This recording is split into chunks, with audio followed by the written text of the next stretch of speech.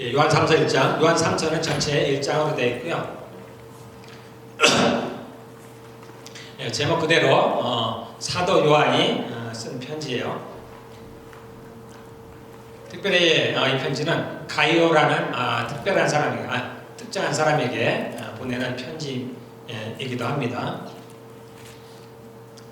요한 3서 1장 1절에서 4절까지 우리 작으니까 함께 읽겠습니다. 장로인 나는 사랑하는 가이오에게 이 글을 씁니다. 나는 그대를 진정으로 사랑합니다. 사랑하는 이여, 나는 그대의 영혼이 평안함과 같이 그대에게 모든 일이 잘 되고 그대가 건강하기를 빕니다. 신도들 몇이 와서 그대가 진리 안에서 살아가는 모습 그대로 그대의 진실성을 증언해 주는 것을 듣고 나는 매우 기뻐했습니다. 내 자녀들이 진리 안에서 살아가고 있다는 소식을 듣는 것보다 더 기쁜 일이 나에게는 없습니다. 아멘. 네, 우리가 지금은 이제 새 번역 버전을 갖고 보다 보니까 이 구절이 낯설 수도 있는데요. 예전 버전으로 보면은 특별히 이제 요한삼서 1장 2절에는 영도 혹시 외우신 분들도 있죠. 사랑하는 자여, 내 영혼이 잘됨 같이 범사가 잘되고 강건하기를 내가 비노라 라는 특별히 이제 순복음교회에서 이 구절을 가지고 이제 거기 뭐라고 하나요? 표라고 해야 되나? 이것을 가지고 이제 그 조영기 목사님이 설교를 많이 하셨던 것 같아요. 그런 말미암아서 사람들에게 많은 축복을 나눠준 걸로 제가 이제 생각이 됩니다. 여러분들 우리가 새 번역으로 번역을 했으니까 좀 풀어서 설명을 했어요. 사랑하는 자, 여기서 사랑하는 이여, 너의 영혼이 잘됨 같이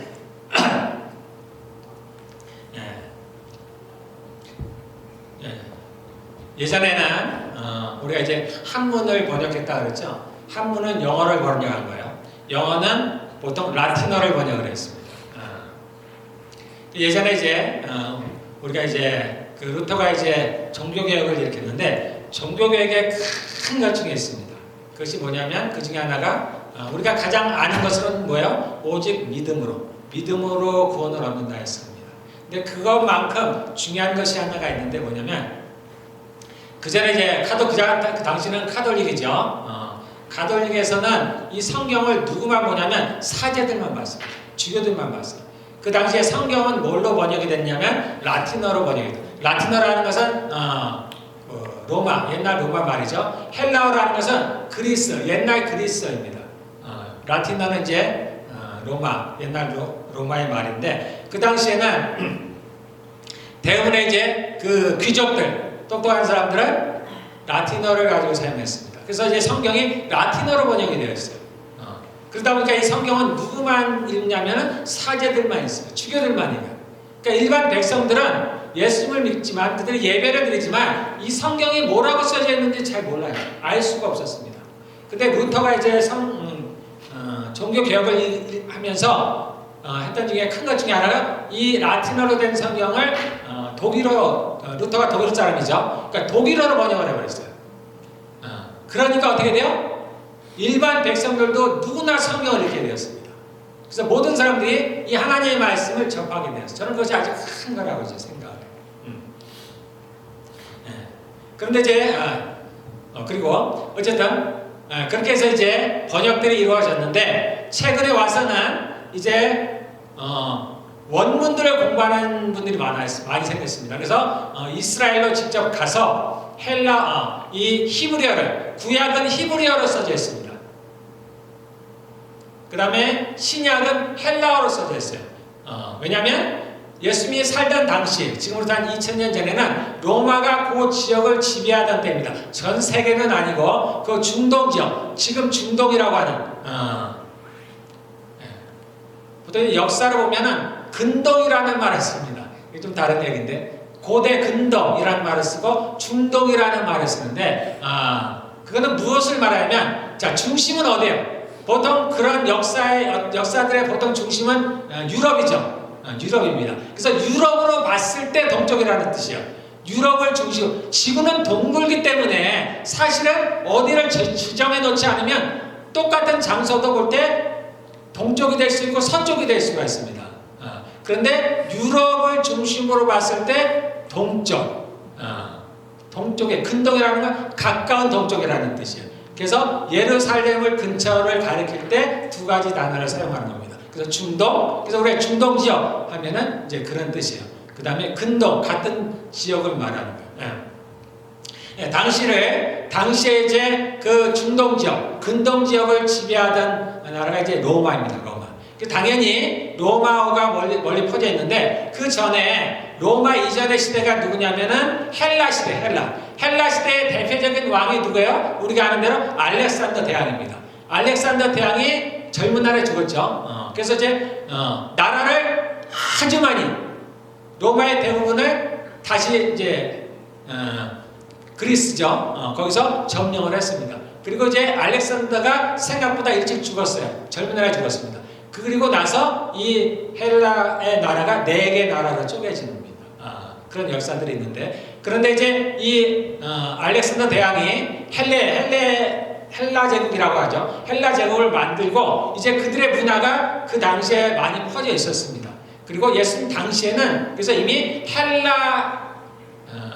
헬레니즘, 헬라 제국의 문화가 이미 퍼져 있었어요. 그리고 그 당시에 헬라의 그런 언어들이 그쪽에 많이 퍼져 있었습니다. 그래서 당시에 공용어가 뭐였을까 봤을 때 헬라일 것이다 라고 생각을 합니다. 그러면 예수님이 사용한 언어가 뭐였을까? 뭐였을까? 사람들은 추측하기를 아니고 추론하기를, 예수님은 아마도 아람어를 썼을 거다라고 얘기를 합니다. 아람어를 썼을 거다. 아람어라는 것은 말 그대로 아람 지역, 이스라엘 백성들이 바벨론에 끌려갔죠. 바벨론에 끌려갔다가 돌아왔잖아요. 그러니까 그쪽의 언어를 배워갖고 온 거예요. 그래서 그 당시에는 헬라어도 많이 퍼져 있었고, 그 다음에 아람어도 많이 퍼져 있었는데, 우리가 보통 예수님은 아람어를 사용했을 것이다. 성경에서 이 신약이 대부분 다 헬라어로 써져 있습니다. 헬라어로 써져 있는데 그 중에서도 가끔씩 아람어가 나와요. 엘리 라마 사왔더니 이게 아람어예요. 예수님이 마지막에 말씀하시고 죽으셨던 그 말씀이 달리라고 아람어입니다. 그러한 것들. 그 다음에 특별히 구약에서도 아람어로 쓰여진 책이 있는데, 그게 뭐냐면 다니엘서입니다. 다니엘이 바벨론에 끌려가 있었잖아요. 그래서 다니엘이 쓴 다니엘은 아람어로 쓰여져 있습니다. 이거 다른 얘기인데 어쨌든 예수님은 아람어를 사용했을 것이다 라고 이제 생각을 합니다. 그래서 이제 최근에 와서는 많은 분들이 이 원어를 많이 공부를 해요. 원어를 공부를 하다 보니까 새로운 것들을 많이 알겠는데, 그 중에 대표적인 것이 뭐냐면 이제 영혼육에 대한 거예요. 왜 영혼육을 제가 많이 얘기하느냐? 우리가 이 세상을 이해하는 데 있어서 중요한 몇 가지가 있는데, 그 중에 하나가 뭐냐면 죄에 대한 겁니다. 죄에 대한 것을 올바르게 이해하지 못하면 우리가 살아가는 이러한 현상들, 또는 나의 삶에 왜 이러한 일이 벌어지는지, 이러한 것들이 어떻게 해결이 되는지, 이러한 것들이 어떻게 영향을 받았는지에 대한 것을 이해하기가 굉장히 어렵습니다. 아니, 불가능해요. 그냥 우리는 내가 어떻게 했기 때문에, 또는 상황이 어떻게 됐기 때문에 이해를 합니다. 그러나 이것은 결과예요, 결과. 그래서 내가 공부를 못해서 대학을 못 갔다. 우리는 대학을 못 간 원인을 공부를 못했다고 얘기를 합니다. 그러나 실상은 결과들이에요. 그건 결과들입니다. 눈에 보이지 않는 것들. 그래서 히브리서에서는 뭐라고 하냐면, 보이는 것은 나타난 것으로 말미암은 것이 아니다라는 거예요. 이것은 하나님께서, 보이지 않는 하나님께서 천지를 창조하셨다는 그러한 말씀과 더불어서 우리에게 일어나는 일들은 보이지 않는 것들에 영향이 있다는 겁니다. 그러한 원인들이 있다는 거예요. 그게 어느 정도가 아니고 다 그거라도 과언이 아닙니다. 우리에게 일어나는 모든 일들은 이 세상이 왜 이렇게 타락을 했어요? 죄 때문에. 왜 죽음이 들어왔습니까? 죄 때문에. 왜 이 땅에서 우리가 이렇게 고난을 받습니까? 죄 때문에. 그래서 이것을 올바르게 이해하지 못하면, 죄를 올바르게 이해하지 못하면 우리에게 일어나는, 세상에 일어나는 일들에 대해서 우리가 바르게 알 수가 없습니다. 역으로 얘기하면 우리가 죄에 대한 인식, 언어에 대한 죄에 대한 올바른 실상들, 진리라에도 과언장입니다. 그것을 알게 되면 나의 삶에 벌어지는 일들 또는 내 가정에 내 주변에 일어나는 일들이 왜 그렇다라는 걸 알게 됩니다. 그리고 왜 그렇다라는 걸 아는 것에서 넘어가서 이것을 어떻게 하면 해결할 수 있을까라는 것을 알게 됩니다. 하나님은 우리에게 이걸 알려주고 싶으십니다. 하나님이 우리에게 주시고자 하는 건 뭐예요?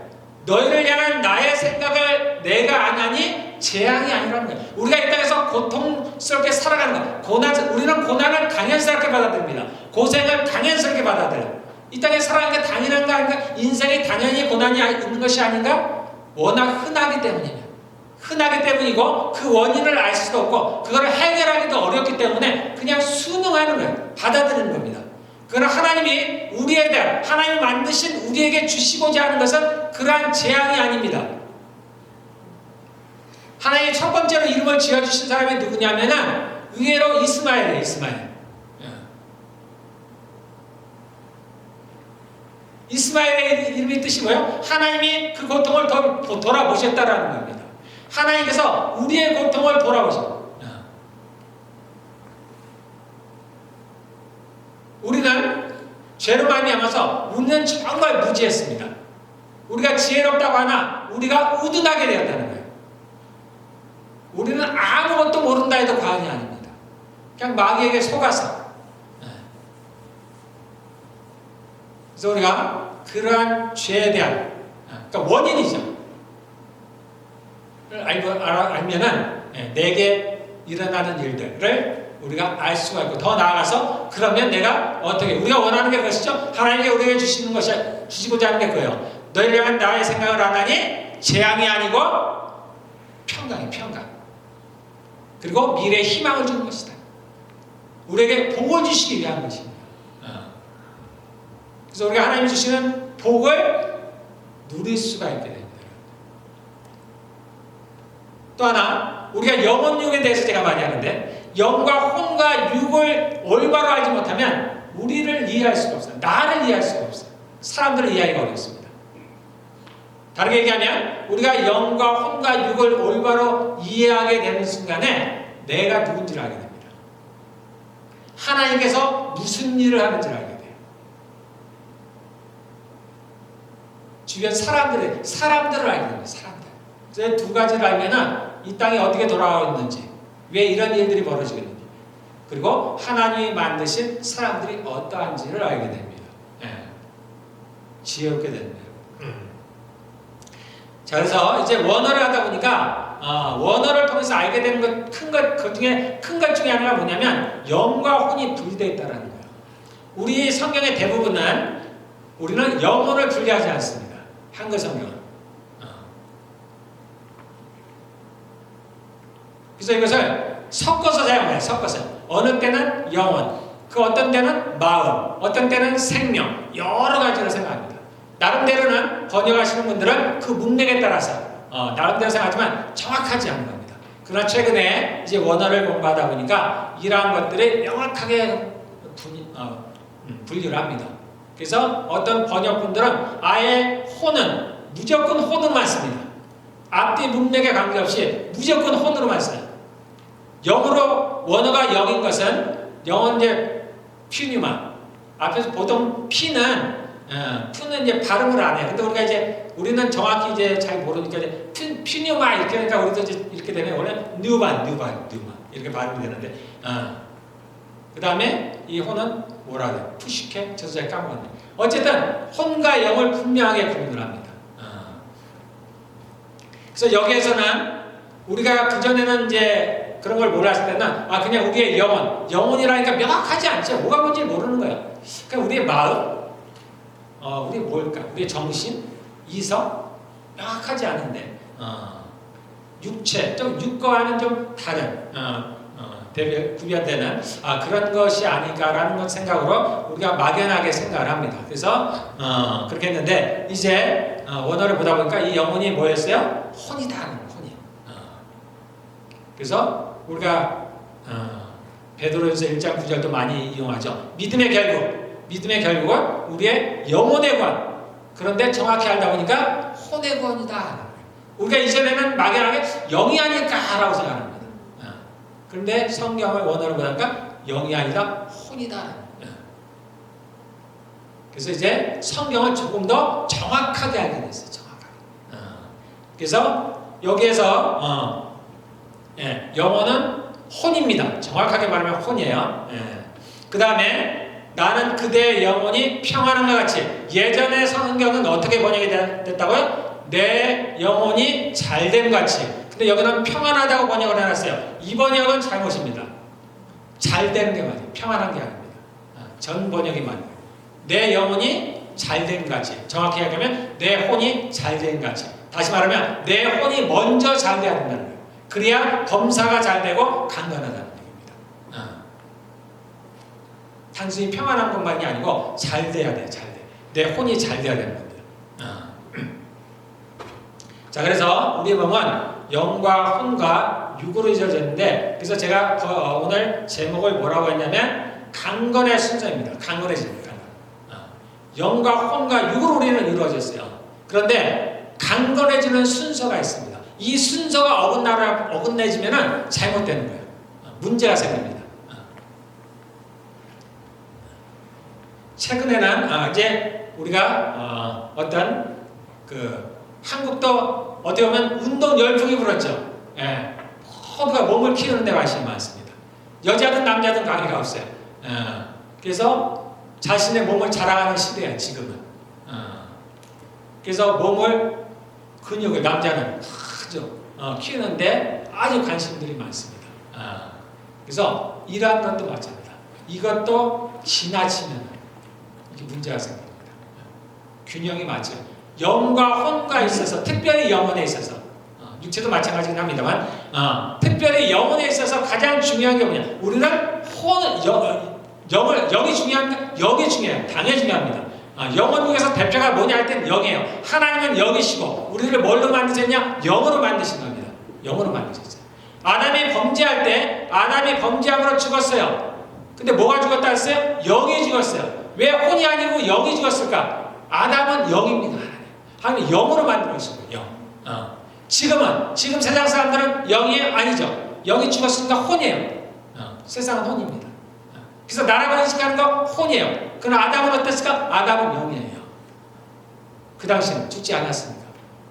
그 영인 아담이 잘못해서 뭘 가져서 그의 영이 죽어버려요. 그래서 우리는 영이 중요하긴 하지만 영과 혼과 육은 하나예요. 하나. 마치 삼위일체 하나님이 하나이듯이.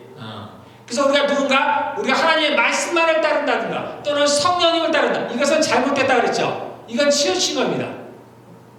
성부, 성자 하나님은 한 분이세요. 한 분. 그래서 우리가 말씀과 성령 나눌 수가 없다고 했습니다. 그래서 내가 이런 말이 영이요 생명이다. 하나님의 말씀이 살아본 능력이 있어 우리의 심령이 들어와서 역사하실 때 하나님의 말씀이 성령이 들어오신 겁니다. 그래서 우리 안에 일을 하시는 거예요. 그래서 말씀과 성령이 하나이듯이 분리할 수 없듯이 우리의 영과 혼도 마찬가지예요. 그래서 가장 중요한 게 뭐냐면 균형이 중요합니다.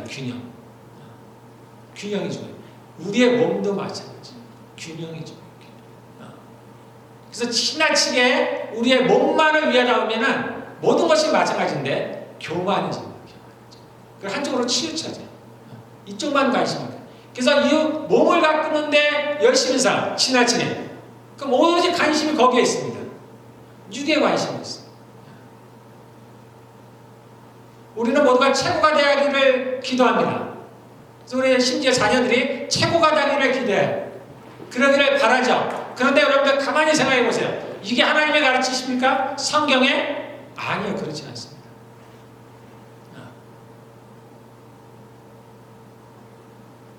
우리가 그것을 인용하는데 가장 많이 인용하는 성경 구절이 있습니다. 그게 뭐냐면 신명기에 나오는 거예요. 신명기 28장에 너희는 머리가 되고 꼬리가 되지, 너희 머리가 되고 뭐죠? 머리가 꼬리가 되지 않게. 그러니까 다 머리가 되는 게 하나님이 좋아하시는구나. 그러니까 하나 가지고. 구약은 육에 대한 이유, 혼에 대한 이야기입니다. 그래서 물론 우리가 그러면은 우리가 뭔가를 아주 잘하는 게 잘못, 아니 그 자체로는 죄가 아니에요. 그거는 마치 뭐와 같으냐면 주님이 말씀하시는 부자가 천국에 들어가는 것이 낙타가 바늘구멍에 들어가는 것 같다라는 것을 여러분 잘 이해를 하셔야 됩니다. 그러면 우리는 어떻게 부자가 되면 안 되나 이렇게 생각하는 겁니다. 또는 반대로 우리는 늘 가난해야 되나 이거 극단으로 치우는 거예요. 극단으로. 그 하나님이 말씀하신 의도를 잘 아셔야 돼요. 부자는 천국에 들어가기가 어렵다는 거예요. 그래서 사람들은 설명하기를 불가능하죠? 낙타가 바늘구멍에 들어가기 불가능해요. 그래서 그것을 뭐라고 설명하냐면 우리의 힘으로는 안 돼. 어차피 부자는 가난하다. 그래서 믿음으로 된다라는 것을 얘기하려고 그렇게 넘어가는 거예요. 아니요. 그게 틀리다는 얘기는 아니에요. 그러나 하나님께서 주님께서 말씀하시는 건 그것도 있지만은 그러나 부자가 천국에 가는 건 어렵다는 거예요. 실제로. 그래서 심령이 가난한 자가 복이 있는 거예요. 주님은 누구한테 복음을 전했어요? 가난한 자에게 보내는 거예요. 가난한 자 부자란가 특별한 게 아니고 부자는 하나님의 말씀을 듣기가 어려운 거예요. 하나님의 말씀에 순종하기가 어려운 겁니다. 그 나라에 들어가기가 어려워요. 하나님 나라에 누가 들어갑니까? 하나님 나라는 겸손해야 돼요. 하나님 나라는 여기가 거꾸로죠. 너희가 첫째가 되고자 하느냐? 어떻게 돼서? 꼴찌가 되는. 이 땅하고는 정반대인 거예요. 그래서 이 땅에서 소위 잘났다고 하는 분들이, 잘났다고 하는 사람들이, 즉 부자인 사람들이, 권력이 있는 사람들이, 특별한 능력이 있는 사람들이 하나님을 믿는 게 어렵다는 겁니다. 그 의미를 여러분들 알아야 돼요. 그럼에도 불구하고 우리는 아이들이 그렇게 되기를 가르치는 거야. 그러니까 어떻게 해요? 이거는 잘못됐다는 거예요. 내가 뭘 가르치고 있는지를 봐야 됩니다. 내가 하나님의 말씀을 가르치고 있는지 아니면 세상의 교훈을 가르치고 있는지를 봐야 돼요. 아까도 했지만 그러면 따질 분들 있죠. 그러면 우리 아이들이 똑딱이면 안 돼요? 뭐 사장이 되면 안 돼요? 부자가 되면 이렇게 얘기하면 할 말이 없는 거예요. 이게 그거를 가면 치워서 이거는 들을 수가 없는, 들을 기가 없는 거예요.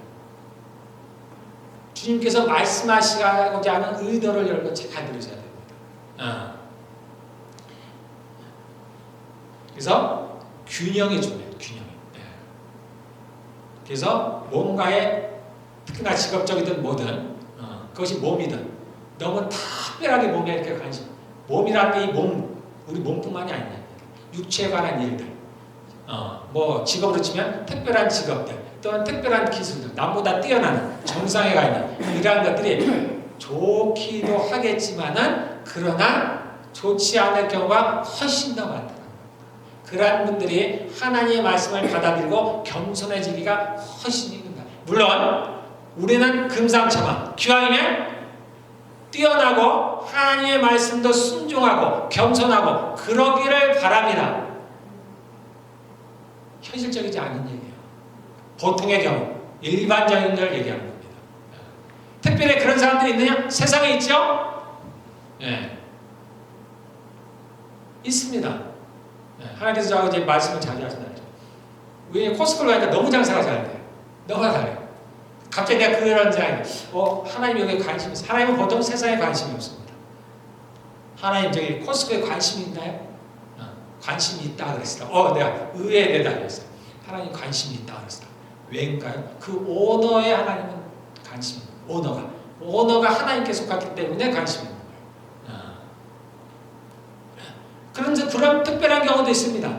뛰어난 경우죠. 그분의 모습이 어떠할지는 저는 모르지만은 그렇게 세상의 부자로도 살면서 우리가 하나님의 사람으로서 그리스도를 닮은 사람들이 있습니다. 우리가 그러기를 바라죠. 그런 사람들이 나오기를 바랍니다. 저희 교회도 그런 사람들이 나오기를 바랍니다. 그리고 나올 것이라고 저는 생각을 해요.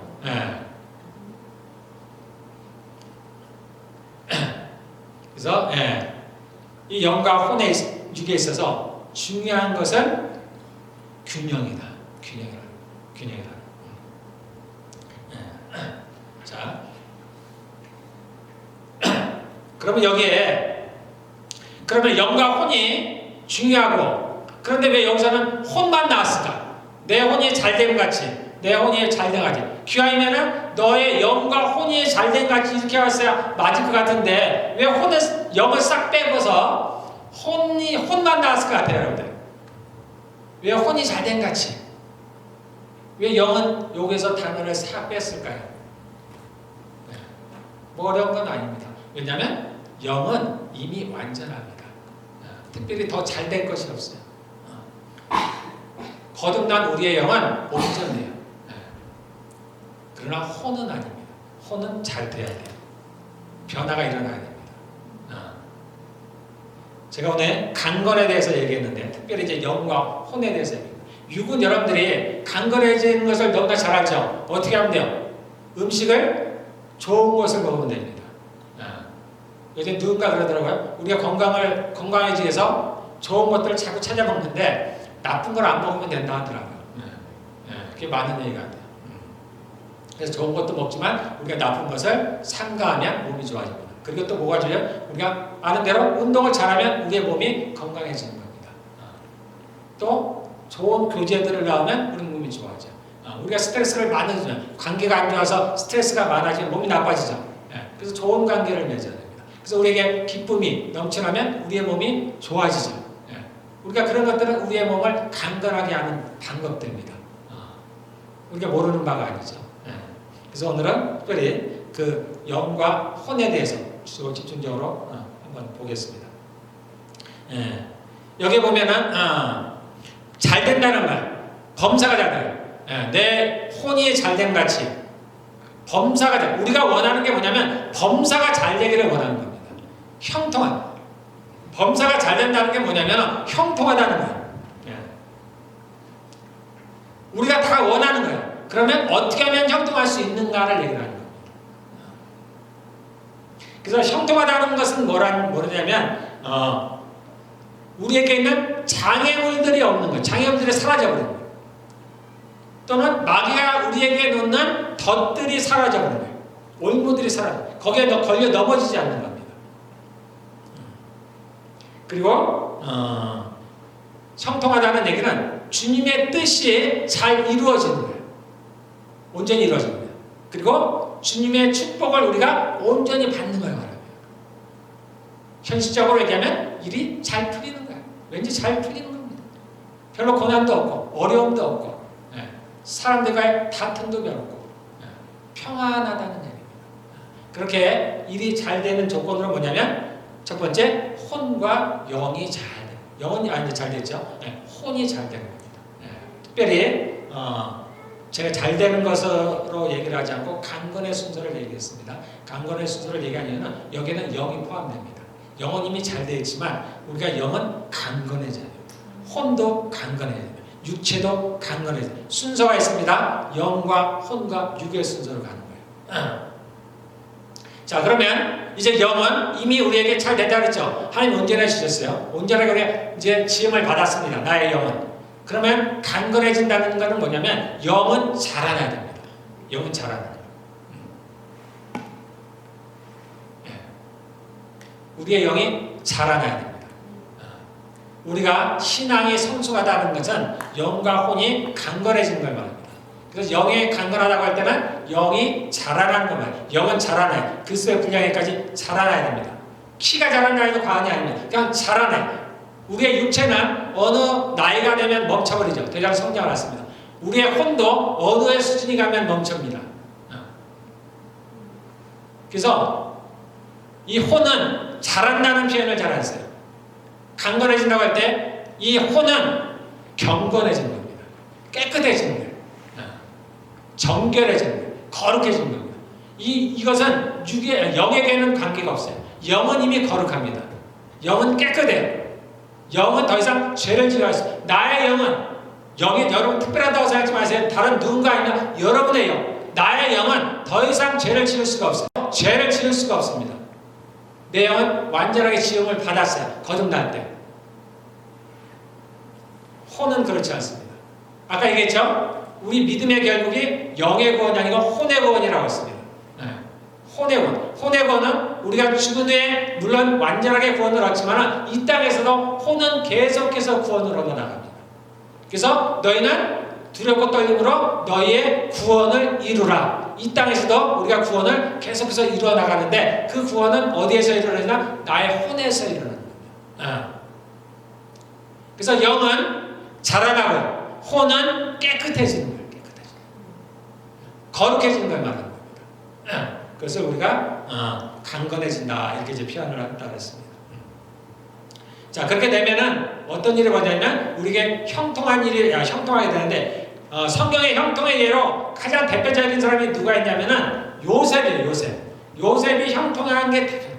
하나님이 그와 함께 하시더라라는 겁니다. 그와 함께 하시더라. 그러면 요셉이 어떤 걸 잘했느냐? 어떻게 해서 그의 이게 형통해졌느냐? 우리는 또 얘기할 수 있죠. 아니, 요셉이 그 형들한테 배반을 당해서 거의 죽을 뻔하다가 살아갔는데요. 우리는 결과만 보고서 결과가 좀 잘 이루어졌으니까. 그런데 그냥 앞 장면을 보면 뭔가 미심쩍은 게 있죠. 찜찜한 부분이 있습니다. 거기는 다 이유가 있어요. 어쨌든 우리가 성경의 대표적인 형통한 사람이 누구냐? 요셉입니다. 또 대표적으로 형통을 말할 때 누구냐? 다윗이에요. 그러나 다윗은 우리가 아는 대로 인생에서 고난을 많이 겪었습니다. 그의 삶에서 마지막에 보면 칼이 그 집안을 떠나지 않았어요. 이유가 있습니다. 요셉은 그렇지 않았어요. 요셉이 어릴 때 잠깐의 고생을 했지만 그의 훗날은 그러지 않았습니다. 모든 것이 형통했어요. 물론 그의 모든 생이 성경에 나오진 않아요. 그러나 그 성경에 나온 에피소드만을 갖고 지금 얘기를 하는 거예요. 하나님께서 그런 에피소드만을 구별해서 따로 적어 놓으신 이유가 있는 거예요. 그래서 그 정도로 우리가 추측을 하는 겁니다. 마지막에 요셉이 하나가 안 됐어요. 하나가 아니지만 마지막에 뭐냐면 그 자신의 두 자녀들 므낫세와 에브라임을 그 아버지 야곱이 기도할 때 어떻게 해요? 이 요셉은 자신의 큰아들 므낫세가 오른손으로 먼저 큰 축복을 받기를 원했죠. 그런데 그의 차남 동생 에브라임이 오른손에 축복을 받았어요. 더 큰 축복을 받았습니다. 여기에도 이유가 있어요. 형통하지 않았다면 이 부분이 형통하지 않아요. 완전하지 않아요. 자, 그 다음에 반대로 아주 형통하지 않은 사람, 형통하지 않은 사람의 예를 들어라 그러면 누군가 되는데 야곱은 고난만 겪었어요. 고난만. 그래서 야곱이 나중에 애굽 왕 바로 앞에 가서 그가 뭐라고 해요? 나의 인생이 얼마 되지 않았지만 나의 연수가 내 나이가 그 당시에 야곱의 나이가 몇 살이었어요? 130? 그가 147세에 죽었는데 130세 바로 앞에 섰습니다. 나의 연수가 내 나이가 얼마 되지 않지만 왜냐하면 그의 부모들 이삭이나 아브라함의 나이보다는 작죠. 이삭은 180세 죽었고 아브라함은 175세? 아니 205세? 기억이 안 나요. 175세. 그러니까 본인보다 나이가 많았어요. 그러니까 자기가 살아온 날수가 얼마 되지 않았지만 나가 힘든 삶을 살았다라고 고백하는 장면이 나옵니다. 야곱은 그렇게 힘든 삶을 살았어요. 야곱은 형통하지 않은 사람의 대표입니다. 그럼 왜 형통하지 않았을까? 우리가 이 성경의 교훈을 통해서 하는 겁니다. 그러면 어떻게 해야 돼? 내가 이러지 말아야 되겠구나. 이렇게 하면 형통하겠구나라는 것을 알게 됩니다. 자, 먼저 요셉이 왜 형통했을까? 보면은 요셉은 짧은 스토리 가운데서 하나님께서 우리에게 알려주신 것은 요셉은 부모에게 순종을 했습니다. 요셉은 부모에게 순종한 사람이에요. 자, 두 번째, 요셉은 형제들에게까지 반항하지 않았습니다. 형제들에게도 순종했어요.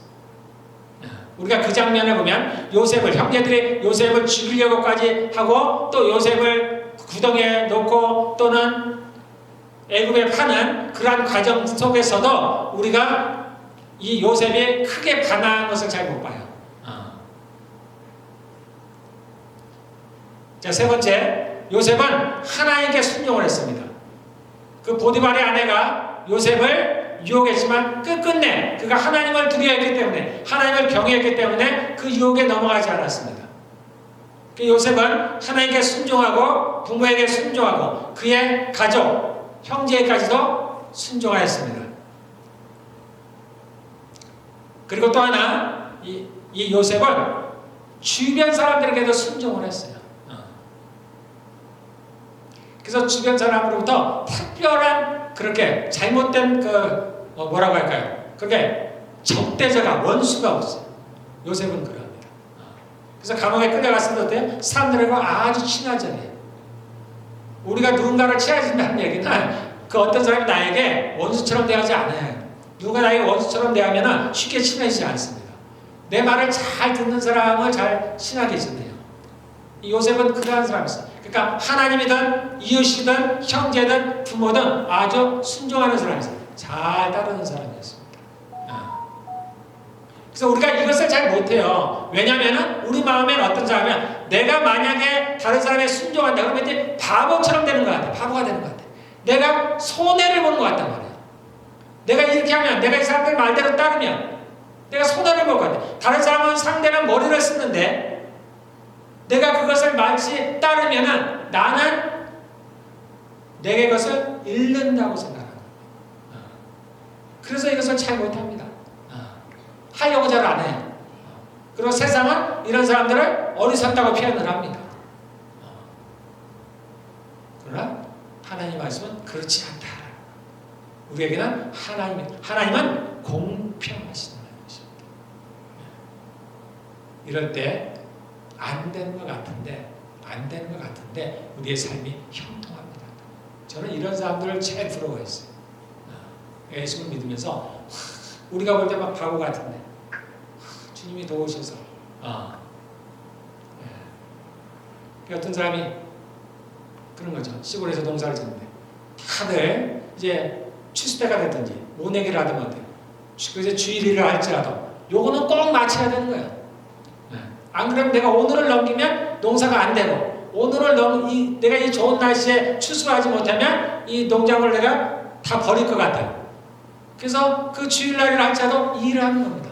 근데 누군가는 아무 관계 없어요. 정말 바보처럼 주일이 되면 교회를 가요. 그게 모내기를 하는 시기든지 추수하는 시간든지. 그런데 거기는 항상 풍년이에요. 항상. 태풍이 와도 다 쓸어갔는데 그 사람의 논만은 괜찮아요. 우리에게는 하나님이 있습니다.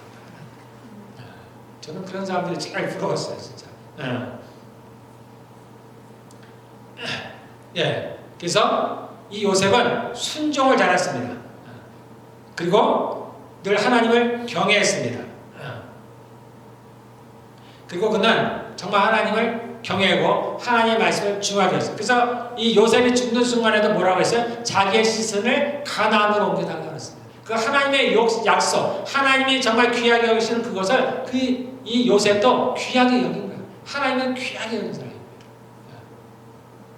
그래서 그의 인생은 형통했어요.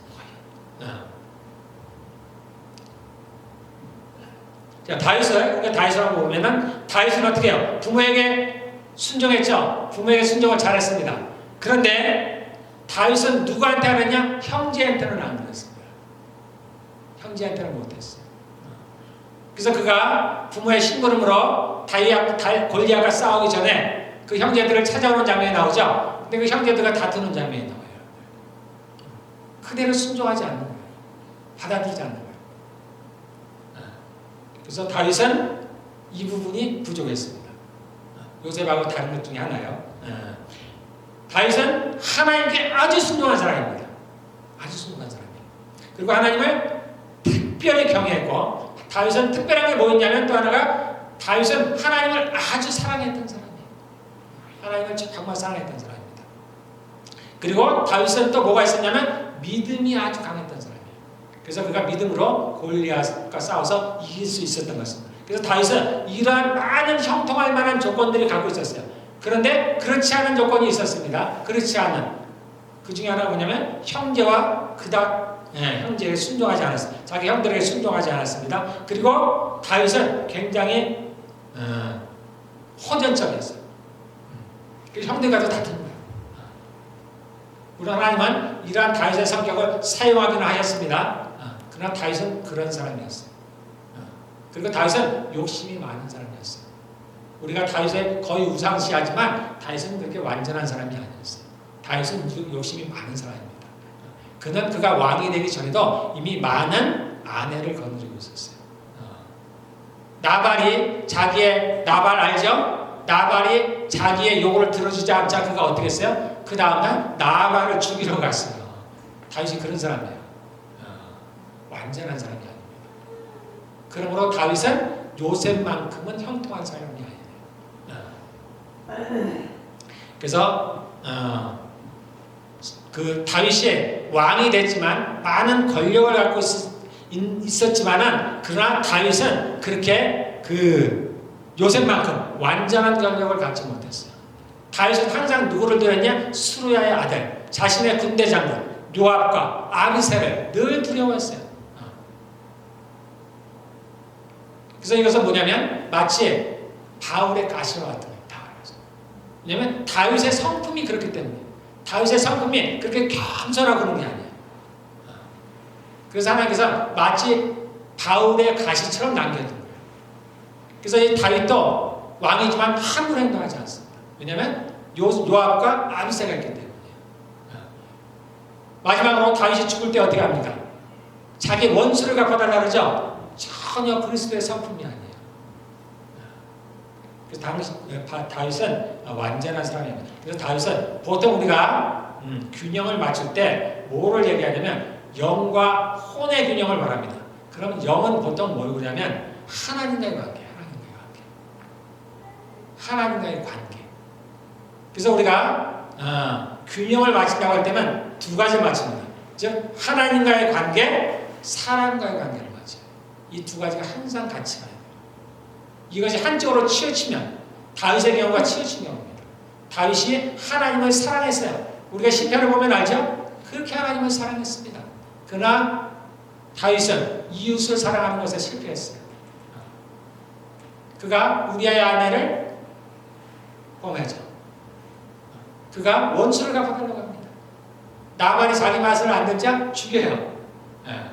다윗은 그런 사람입니다. 그래서 다윗은 균형이 맞지 않아요. 하나님은 참으로 사랑했는데 그 이웃에 대한 사랑이 부족했습니다. 그래서 다윗은 거의 평생에 그의 삶에서 칼이 떠나지 않습니다.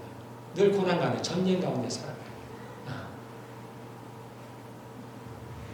자, 그 다음에 우리가 야곱의 경우를 한번 보겠습니다. 그럼 야곱은 어떤 사람이었느냐? 야곱은 우리가 아는 대로 시기가 많았던 사람이죠. 형을 시기했어요. 형의 장자권을 시기했습니다. 그래서 그것을 빼앗았어요. 근데 뺏는 과정이 어떻게 해요? 올바르지 않죠? 아버지도 속였습니다. 그래서 속임수도 많았어요.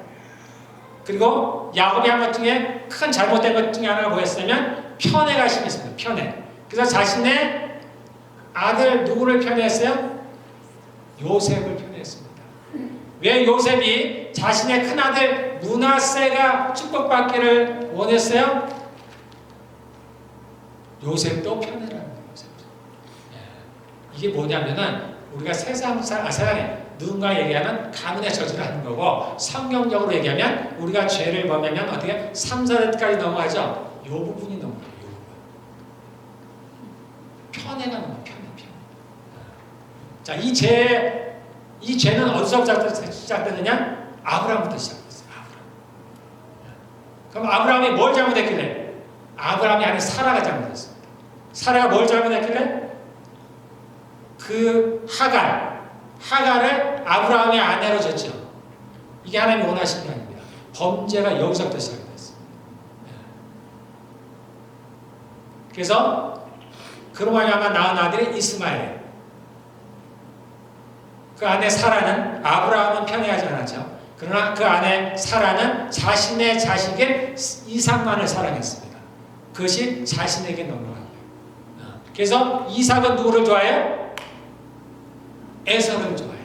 편애하고. 리브가는 이삭이 에서를 좋아하면서 편애하죠. 이거 잘못된 죄예요. 그러함으로 말미암아 그 영향을 받아서 그 아내 리브가는 누구를 좋아해요? 야곱을 좋아해요. 이게 넘어오는 거예요. 계속 대대로 넘어오는 거예요.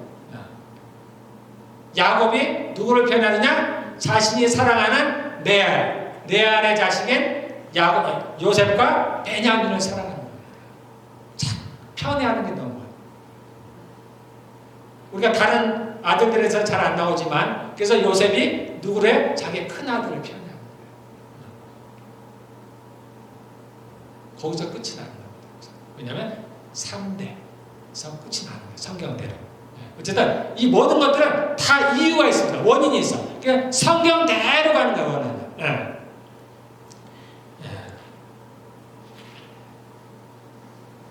자, 시간이 제가 많이 됐으니까 마지막으로 자, 영은 누구의 관계냐면 하나님과의 관계입니다. 하나님 관계.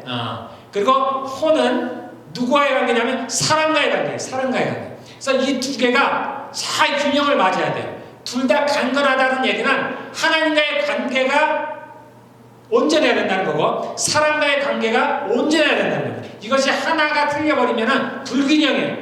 그러면 문제가 생긴다는 겁니다. 그래서 하나님과의 사랑, 우리가 그러한 우를 범할 때가 많습니다. 나는 하나님만 사랑한다는 사람이 있어. 나는 예배만 잘 드리면 된다고. 그러니까 교회에서 하는 어떤 행사들, 소위 신앙적인 행위들만 잘하는 사람들이 아주 많습니다. 특별히 큰 교회에서 이제 그런 경우들이 많아요. 사람들과 관계에 부딪히는 걸 싫어하는 거야. 힘들어하는 거야. 그래서 내가 내 할도리만 한다. 즉 하나님께 할도리만 하는 거야. 이것이 바로 불균형의 예예요. 하나님만 사랑하는 거야. 하나님만. 그래서 하나님과 관계된 것만 예배를 드린다든가 기도한다든가 또는 뭐 헌금을 한다든가 기타 성경을 읽는다든가 그런 것들은 아주 잘하죠. 사람과의 관계가 올바르지 않아요. 이게 불균형입니다. 또 하나의 불균형이 뭐예요? 사람과의 관계는 아주 좋은데 하나님을 잘 몰라요. 하나님을 잘 몰라요. 이것도 불균형이에요. 그래서 우리가 실제로 하나님과 관계가 좋아지면은 즉 우리 영이 강건해진다는 건 뭐냐면은 우리에게 하나님의 성령의 은사들 쉽게 얘기하면 성령의 은사들이 우리에게 있어야 돼요. 하나님으로부터 은사가 있어야 됩니다. 은사는 특별한 사람들이 받는 건 아니에요. 성령이 우리 안에 오시면 성령의 은사들이 나타나야 되는 거예요. 하나님과 관계가 좋아지면 그래서 그런 경우도 많죠. 특별히 하나님과의 관계가 좋음으로 말미암아서 하나님의 관계만을 줬다 보니까 성령의 은사들이 넘쳐나. 그런데 그러한 분들이 사람들과의 관계가 좋지 않아요. 즉 성령의 열매들이 없는 거예요. 은사는 있는데 열매가 없어. 그러니까 그러한 분들이 많은 비난을 받는 거예요. 그러다 보니까 어떻게 해요? 사람들이 은사만을 강조하는 거예요. 또 반대로 은사만 열매만을 강조하게 되는 거예요. 이 은사를 가진 분들이 열매가 부족함으로 말미암아서 많은 문제들을 야기합니다. 그러다 보니까 많은 사람들이 보니까 저것은 올바르지 않은 것 같아. 하나님의 말씀에 맞지 않는 것 같아. 그러다 보니까 어떻게 해요? 열매가 중요하구나. 그래서 성령의 열매만을 줬는 거예요. 그래서 그 사람의 삶이 어떤 것만을 보는 거예요. 이 사람도 치유시는 거예요. 그러니까 성령의 열매는 풍성한 것 같은데 은사가 없어. 우리가 다른 말로는 능력이 없다고 얘기하는 거예요. 두 가지가 다 있어야 돼요. 균형이라는 걸 합니다. 성령의 열매도 있어요. 성령의 은사도 있어요. 이 두 가지가 잘 균형을 맞아요. 왜냐하면 하나님은 능력이 많으세요. 성품만 좋으신 게 아닙니다. 그분은 성품도 좋지만 능력도 많으십니다. 그런데 이 두 가지를 함께 내게 뭔가가 부족하다. 그럼 내가 약간 불균형이구나. 내게 불균형이구나. 내가 또 한쪽만을 자꾸 중요시하게 생각한다. 내가 뭔가 불균형이구나. 균형이 중요하죠. 하나님은 한 분 하나님이십니다.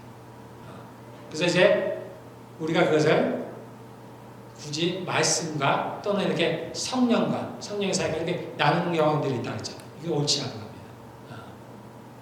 그래서 영과 혼과 균형을 맞춘다는 얘기는 내게 두 가지 하나님을 사랑해야 되고 둘째 이웃을 사랑해야 되고 근데 그 순서를 정한다면 첫 번째가 뭐라 했어요? 영이야. 영. 먼저 영이 잘 돼요. 먼저 하나님의 관계가 좋아요. 그래야만 내가 이웃을 사랑할 수 있는 능력이 있는 거예요. 내가 이웃을 내 힘으로 사랑하지 못해요. 그래서 하나님과 관계가 좋아져서 하나님부터 내게 은사가 주어져야 돼. 능력이 주어져야 됩니다. 그래야 내가 이웃을 용서할 수가 있는 겁니다. 내가 이웃을 사랑할 수가 있는 거예요. 이것이 반대가 되면 안 돼요. 순서가 어긋나면 안 됩니다.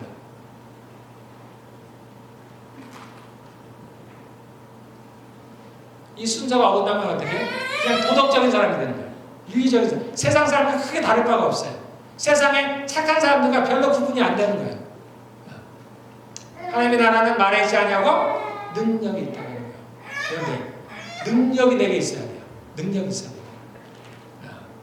두 가지가 다 있어야 돼요. 그 점들 두 가지를 다 하나님께 구하셔야 됩니다. 예. 자, 우리 마지막 얘기하고. 그러면 이것을 어떻게 얻을 수 있느냐? 우리가 아는 바입니다. 첫 번째 뭐예요? 하나님의 말씀과 기도와 예배와 기본이에요, 기본. 이런 것들을 통해서 나의 영이 자라나고 나의 혼이 깨끗해집니다. 정결해집니다. 내 혼이 정결하다는 얘기는 내 안에 있던 악한 영들이 하나님의 말씀으로 말미암아서 성령으로 말미암아서 영과 혼을 찔러 쪼개듯이 내게서 분리시켜서 그들을 몰아내는다 그랬죠. 그리고 그 자리를 성령 하나님이 채우시는 겁니다. 그러므로 말미암아서 내게 성령의 열매들이 생겨나는 거예요. 그래서 전에 내가 용서하지 못했던 일들이 용서가 되는 겁니다. 내가 예전에 누가 화를 내면 받아들이지 못했는데 이제는 그가 화를 내도 내가 별로 영향을 안 받아야 되는 거예요. 그러한 일들이 내게서 일어나야 되는 겁니다. 여러분들. 기쁨이 없던 사람들이 내게 기쁨이 넘쳐나야 돼요. 네. 즐거움이 넘쳐나야 됩니다. 소망이 없던 사람들이 소망이 생겨나야 돼요. 질병도 당연히 마찬가지입니다. 내게 있던 질병들이 떠나가서 내가 이제 강건하게 돼요. 육체도 강건하게 돼요. 이러한 일들은 이런 걸 통해서 얘기해요. 세상은 우리 육체를 단순히 그냥 어떤 약이라든가 그런 것들을 고치잖아요. 그런 건 온전하지 않아요. 가장 온전한 방법은 우리의 영이 강건해지고 우리의 혼이 강건해지면 여기 뭐라고 했어요? 육체도 강건해지는 겁니다. 나의 일들이 형통하게 되는 거예요. 잘 되는 거예요. 내가 뭔가가 안 되고 있다. 뭔가 막힌 게 있다. 우리가 돌아봐야 돼요. 왜 막혔을까? 뭐가 안 되니까? 나의 영에 하나님과의 관계에서 또는 사람들과의 관계에서 내 혼이 뭔가가 막힌 게 있을까? 내가 알지 못하는 어떤 장애물이 내 앞에 놓인 것은 아닐까? 생각을 잘 해봐야 됩니다. 그래서 우리가 이 기본을 잘 하시면 돼요. 우리가 하나님의 말씀을 가까이 하고 우리가 날마다 주님 앞에 기도하며 예배하기를 즐겨하고 그리고 여기서만 끝이면 안 됩니다. 한 가지 더 나가서 주의 말씀을 삶속에서 순종을 해야 돼요. 거기까지 나가야 돼요. 그래야 나의 영과 혼이 균형으로 강건해집니다. 나의 육체도 강건해져요. 그리고 하나 특별히 그것을 위해서 우리에게 주신 거 있어요. 여러분들 방언하기를 힘쓰시라고. 방언은 다 들어가는 거예요. 방언을 결코 가속평가하지 마세요. 주께서 말씀하시기를 아무리 강조해도 지나치지 않다. 제가 또 방언 얘기가 됩니까? 아무리 강조해도 지나치지 않다. 우리가 방언을 못하게 하는 수많은 이유들이 있습니다. 그 중에 대부분 100%는 아니지만 우리가 때로는 절제해야 될 때도 있습니다. 100%는 아니지만 99%는 제 얘기가 아니라 하나님 말씀 99%는 마귀의 방해다. 근데 그런 거에 치지 마시고 방언을 많이 하시고 그러면 우리가 우리의 영과 우리의 혼이 균형 잡아서 잘 자라날 수가 있어요. 그랬을 때 우리가 바라는 게 뭐예요? 우리가 우리의 삶이 형통하길 바라잖아요. 우리의 자녀들이 형통한 삶을 바라기를 원하잖아요. 고난 가운데 살기를 원하십니까? 아니죠. 기쁨 가운데 살기를 원하잖아요. 그럼 이렇게 하면 된다는 거예요. 하나님께서. 모두 그렇게 주의 말씀에 순종하시길 바라겠습니다. 기도하겠습니다.